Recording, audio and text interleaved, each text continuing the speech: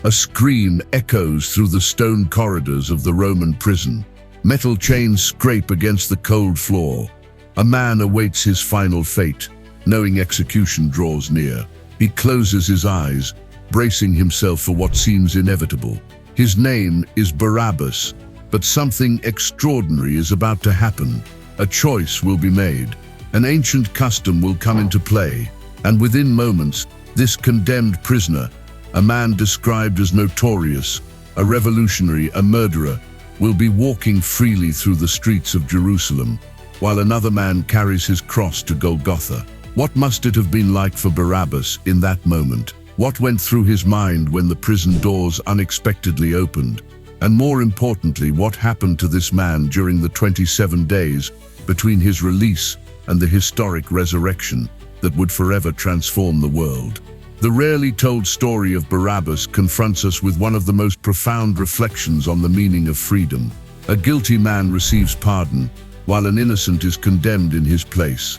This story brings us a perspective on redemption and second chances that few know, though it's hidden between the lines of one of the most dramatic moments in human history. What did Barabbas do with his unexpected freedom? And what would it be like to live knowing another man died in your place? Especially when rumors began circulating that this man had returned from death. To understand Barabbas's story, we need to return to 1st century Jerusalem, a city suffocated under Roman rule. The narrow, winding streets harbored tensions ready to explode. The air carried the aroma of spices from the markets, mixed with the sweat of an oppressed population. It was a time when freedom had literal meaning for a people living under foreign occupation. Imagine walking through these streets, where Roman soldiers constantly patrolled. Every corner might hide an informant. Every gathering could be considered a conspiracy. Living in Jerusalem was like inhabiting a pressure cooker about to explode. Judea at that time was a restless province of the vast Roman Empire.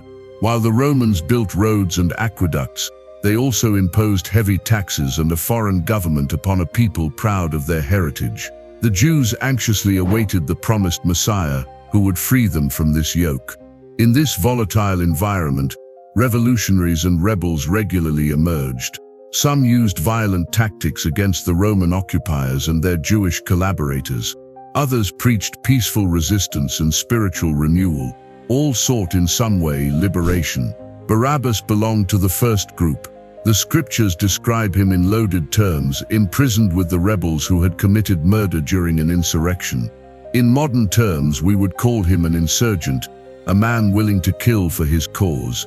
To many ordinary Jews, figures like Barabbas were folk heroes, resistance fighters defending national honor. To Roman authorities, they were simply terrorists and murderers. To the Sanhedrin, the Jewish religious council, they represented a threat to the fragile peace they maintained with Rome. Barabbas's arrest likely occurred during one of these insurrections. Roman cells weren't designed for long stays. They were merely places where the condemned awaited execution. Dark, damp, and infested, these underground prisons were a prelude to final suffering. There, chained in his cell, Barabbas counted the days. Perhaps he mentally reviewed the events that led him there. Maybe he wondered if his cause had been worth it. Or perhaps, like many revolutionaries, he remained convinced that dying for his cause would be a final honor. For him, as for any prisoner condemned to crucifixion, the future was merely a question of how much suffering he still had to endure. Roman crucifixion wasn't just a death sentence. It was a public demonstration of power, a form of torture designed to be slow, humiliating, and excruciating. It's at this point in the story that a singular tradition enters the scene, the Passover custom of releasing a prisoner. A Roman concession to local culture, allowing the governor to release a prisoner during Passover as a gesture of goodwill. A small pressure valve for the social tension that always increased during religious festivals. No one, least of all Barabbas, could predict how this custom would change his destiny, and how his freedom would intertwine with the sacrifice of a carpenter from Nazareth who was turning Jerusalem upside down with his teachings. Dawn breaks over Jerusalem. The city is already stirring, more crowded than usual due to the Passover celebration. Pilgrims from all parts fill the inns, and makeshift camps spread throughout the surroundings. Movement at the temple is intense, with continuous sacrifices being performed. At the Antonia fortress, headquarters of the Roman administration, Governor Pontius Pilate faces a difficult day. A Galilean preacher named Jesus has been brought before him, accused of blasphemy by the Jewish religious leaders. But Pilate senses there's more to this accusation than religious matters. There's politics involved. In the dungeons of the same fortress, Barabbas awakens to the usual noise of guards changing shifts. He knows his time is short. Other rebels captured with him have already been executed. Each creak of hinges might mean his turn has come. What Barabbas doesn't know is that above him, his name is being mentioned in a life-or-death negotiation. Pilate, perceiving that he finds no fault in Jesus that would justify execution, turns to the Passover custom. He offers the crowd a choice: release Jesus or Barabbas. To him the choice seems obvious. Who would choose a known murderer over the peaceful preacher? The crowd gathered in the fortress courtyard boils with conflicting emotions. Many came hoping to see the famous Jesus, about whom they had heard so much. Others were mobilized by the priests specifically for this moment. A rumor runs among them: ask for Barabbas. This is not a homogeneous crowd. There are supporters of the resistance who admire Barabbas for his courage against the Romans. There are followers of Jesus, confused by the turn of events. There are simple onlookers, swept up in the wave of excitement. And there are those easily influenced, who simply follow the loudest shouts. When Pilate presents his offer, the response doesn't come immediately. There's a moment of hesitation, like the silence before a storm. Then a voice shouts, "Barabbas." Another joins in, "Release Barabbas." Within moments, the name becomes a deafening chorus. In the basement of the fortress, Barabbas hears the clamor but doesn't understand its meaning. The shouts reach him muffled, indistinct. What he clearly perceives are the hurried footsteps descending the stairs toward the cells. The door creaks. A Roman guard appears, accompanied by 2 soldiers. "Barabbas," the guard calls. "Come." Confused, Barabbas slowly rises. Is this how death comes? Without warning or ceremony. But instead of being chained, his chains are removed. "You're free," says the guard.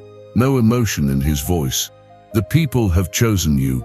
Barabbas's world turns upside down in that instant. Free? Chosen by the people. The words make no sense to his exhausted mind. As he's led outside, still dazed, he passes another prisoner being taken in the opposite direction. A man of ordinary appearance, but with surprising dignity despite his face marked by recent blows. Their gazes briefly meet. Within minutes, Barabbas is on the streets of Jerusalem. The fresh morning air fills his lungs. His eyes, accustomed to the darkness of prison, blink in the intense light. The sensation is one of unreality, as if he were in a dream from which he might awaken at any moment. Back in his cell, the first hours of freedom are a blur of sensations. Some recognize him in the streets and move away in fear. Others, companions from the resistance movement, embrace him with surprised joy. Someone offers him water, another a piece of bread. His mind continues to process the inexplicable miracle of his release. Only later that day, when the adrenaline subsides, does Barabbas begin to hear rumors about the man who took his place. A preacher from Nazareth, some say, a man who healed the sick and spoke of God's kingdom. Others tell. Barabbas listens with growing curiosity. What kind of man was this who now carried the fate that should have been his? Curiosity leads him to Golgotha, the hill of executions. From a distance mixed among the crowd, Barabbas observes 3 crosses raised against the sky. On the middle one, a man with a placard above his head, "Jesus of Nazareth, King of the Jews." The sky darkens unnaturally. A tremor shakes the earth. Barabbas watches, both fascinated and disturbed. Something about this execution is different. Something greater is happening, something he cannot comprehend. When it all ends and the few remaining people disperse, Barabbas remains motionless, contemplating the now empty crosses. One question hammers in his mind: why did the people choose to save him instead of this man? The following days are strange for Barabbas. He tries to resume his life, reconnect with old companions, but something has changed. Some of his revolutionary comrades see him as a symbol, celebrating his release as a victory against Rome. Others question why he was spared when so many fell. Barabbas himself doesn't know the answer. For the first time, he begins to question the path of violence he chose. Did his companions' deaths bring any real change? Did the bloodshed free anyone, or did it only feed more hatred and more repression? A week after his release, Barabbas hears more rumors about the man who died in his place. They say his body disappeared from the tomb. Followers claim to have seen him alive. The authorities assert the body was stolen to create a myth. Barabbas doesn't know what to think. The dead don't return to life. This is a truth he knows all too well after years of fighting. But something about this story continues to draw him, like a mystery that needs to be unraveled. In the taverns and marketplaces of Jerusalem, discussions about Jesus are intense. Barabbas listens, almost always in silence. When someone discovers who he is, the man who was released instead of Jesus, reactions are mixed. Some people avoid him as if he carries a curse. Others treat him as a curiosity, bombarding him with questions he cannot answer. At night, lying under the stars, for he still hasn't found a permanent place to stay, Barabbas contemplates his strange destiny. 20 years fighting against Rome, killing and risking being killed for the cause of freedom, and now free by a twist of fate, he feels more imprisoned than ever, trapped in a larger story he didn't choose, connected forever to a man he never really knew. At some point during these nights of reflection, an idea begins to form. He needs to find the followers of this Jesus. He needs to understand who was the man who died in his place. He needs to discover why this death seems to weigh so heavily on him, when he has seen so many others die without feeling this burden. On the 23rd day after his release, Barabbas finally finds what he's looking for. Discreetly following a man he identified as a disciple of Jesus, he arrives at a simple house on the outskirts of Jerusalem.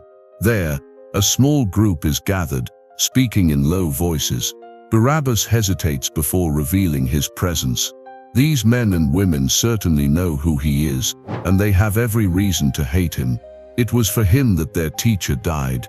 Why would they receive him? When he finally musters the courage to approach, the reaction is exactly what he feared: shock, recognition, and then a tense silence. An older man who seems to have authority in the group steps forward. Barabbas, he says, not as an accusation, but as an acknowledgement. Yes, responds Barabbas, feeling the weight of that name like never before. I am the man who was released. What happens next deeply surprises Barabbas. There is no hostility, no accusations. Instead, the man extends his hand in a gesture of peace. I am Peter, he says. Come, join us. It is at this moment that Barabbas begins to truly know Jesus of Nazareth, not through personal encounters, but through the stories of those who walked with him. He hears about the carpenter who became a preacher, the man who touched lepers, who ate with sinners and challenged religious hypocrisy. He spoke of you, says a woman named Mary, surprising Barabbas. Of me, how could he? We never met before that day. Not of you specifically, she explains. But he told a story about a son who wasted everything he had and returned home, only to be welcomed with joy by his father. He spoke of a shepherd who leaves 99 sheep to seek just one that is lost. He spoke of how he came to seek the lost. The words touch something deep in Barabbas. All his life he has defined himself as a fighter, a warrior for his people's freedom. But now a new possibility opens up. What if true freedom is something different from what he imagined? In another meeting, days later, Barabbas hears the story of the Last Supper, when Jesus broke bread and said, "This is my body, given for you." He shared the wine and said, "This is my blood shed for many." The words resonate in a disturbing way. For Barabbas, accustomed to seeing bloodshed as necessary for the cause, the idea of someone voluntarily giving their life for others is revolutionary in a way he had never considered. Could he have resisted? Asks Barabbas. Could he have fought? James, one of the disciples, responds, "When they arrested him, one of us drew a sword and wounded the high priest's servant. Jesus rebuked him. He said that whoever lives by the sword will die by the sword." Then he healed the wounded man. The deepest revelation for Barabbas comes when he hears about Jesus' final moments on the cross. How, even in agony, he asked forgiveness for those who executed him. How he promised paradise to a criminal crucified beside him. "I should have been there," murmurs Barabbas. "That cross was mine." "Yes," responds Peter gently. "And mine too, and all of ours. He died for all." It's a gradual transformation, not a single moment of conversion. Barabbas, the violent revolutionary, begins to glimpse a much deeper revolution. One that doesn't seek to overthrow Rome by force, but to transform hearts through compassion and forgiveness. Not that it's easy. Barabbas struggles with these new ideas. How can a man forgive his enemies? How can submission be more powerful than resistance? How can apparent defeat actually be victory? On the 26th day of his unexpected freedom, Barabbas hears the most extraordinary story. Jesus' followers claim to have seen him, not as a spirit or apparition, but in flesh and blood. They say he showed them the nail marks in his hands, the spear wound in his side, that he ate with them, spoke with them. Barabbas wants to believe. For the first time in his life, he deeply desires something seemingly impossible to be true. Because if Jesus really conquered death, then all of Barabbas' struggle for freedom through violence was the wrong path. Then there exists a much deeper freedom available, not just from the Roman yoke, but from the prison of hatred, vengeance and fear. To discover more fascinating stories like this, simply subscribe to our channel and follow our journey through the lesser-known narratives of Scripture. On the morning of the 27th day after his release, the day that would later be known as the first Sunday after the resurrection, Barabbas walks alone in the hills outside Jerusalem. The sun rises, bathing the landscape in golden light. There, contemplating the distant city, Barabbas faces the truth he has been avoiding. His life was spared for a purpose. His freedom has a meaning that goes beyond chance or luck. The man who died in his place offered much more than a physical exchange of fates. He offered a new beginning, a new definition of freedom. The story of Barabbas remains one of the great metaphors of human experience. All of us at some level are Barabbas, imperfect people, often prisoners of our own struggles and misguided choices, unexpectedly offered a second chance. What did Barabbas do with his freedom after those initial 27 days? The scriptures don't explicitly tell us. Some traditions suggest he eventually became a follower of Christ. Others, that he returned to his old life. The historical silence invites us to contemplate our own response to the freedom offered to us. The central irony of this story is powerful. A guilty man is freed while an innocent one is condemned. Yet this apparent injustice reveals itself as the greatest act of justice in history, because through that sacrifice, a door opens for all the Barabbases of the world. The revolutionary who sought to free his people through violence finds himself confronted with a much deeper revolution, that of forgiveness, sacrificial love, inner transformation. It's a revolution that continues to this day, challenging our notions of power, justice and freedom. When we look at our own society, how many of us are trapped in cycles of vengeance and retribution? How many seek freedom through means that only create new forms of slavery? The story of Barabbas challenges us to reconsider what it truly means to be free. Perhaps true freedom isn't the absence of external constraints, but the presence of something more powerful within us, the capacity to forgive, to begin again, to choose a different path even when all our past experiences push us in the opposite direction. The 27 days between the crucifixion and the day after the resurrection represent a period of limbo, of open possibilities. It's the space between the old and the new, between condemnation and redemption. It's the time of choice. Similarly, each of us lives in an existential 27th day, confronted with the choice of how to respond to the freedom given to us, to the cost another paid, to the second chance we don't deserve. Barabbas, the man released instead of Jesus, shows us that it's never too late to question our deepest certainties, to consider new paths, to discover that true revolution begins within us. In the end, perhaps the greatest freedom is recognizing that we are all Barabbas, and that this isn't a condemnation, but the first step toward a redemption we couldn't achieve on our own. A criminal set free while an innocent dies in his place. An ancient story that continues to echo through the centuries, inviting each of us to consider our own response to the paradox of freedom offered to us at a price we didn't pay.